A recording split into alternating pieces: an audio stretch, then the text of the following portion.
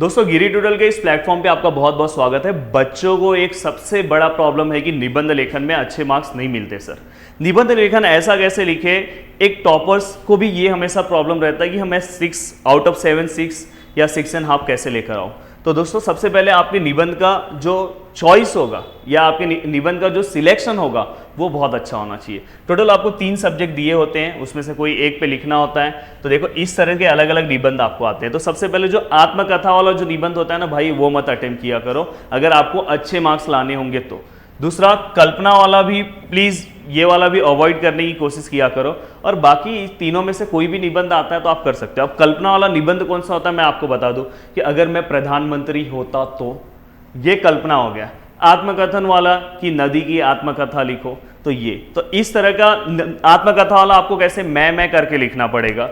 और प्रधानमंत्री होता तो आप क्या क्या करते। हाँ, अगर आपको ऊपर का सब्जेक्ट नहीं समझ में आ रहा है तो आप ये दोनों अटेम्प्ट कर सकते हो, ऐसा कुछ नहीं। पर अगर अच्छे स्कोरिंग करना है तो आप ये वाला, जैसे कि इसके अंदर विज्ञान श्राप या वरदान ये हो सकता है। जैसे वहाँ पे पर्यावरण संतुलन हो सकता है। हाँ, पर्यावरण की रक्षा हमारी जिम्मेदारी, ऐसा हो सकता है। जैसे मैंने यहाँ पे एक सब्जेक्ट लिया है पर्यावरण संतुलन, तो आप ऐसा निबंध कैसे लिखोगे जिसमें मिलेंगे आपको अच्छे मार्क्स। तो दोस्तों निबंध में आपको अच्छे अच्छे कोट्स का यूज करना है। अब मैं आपको एक मेरे इसी चैनल पे आप सर्च करना राइटिंग स्किल एवरग्रीन टॉपिक, जितने टॉपिक्स दिया हूँ उसके कोट्स एक एक याद कर लो, एग्जाम में धमाल मचा के आओगे।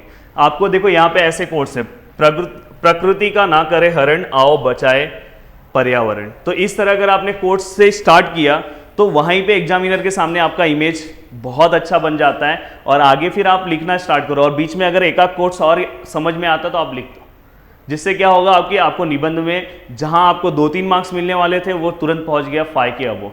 तो थैंक यू सो मच दोस्तों, दिल से थैंक्स। उम्मीद करता हूं कि आपको सब चीज़ें समझ में आई होगी, और अगर समझ में आई होगी तो प्लीज़ नीचे कमेंट करना।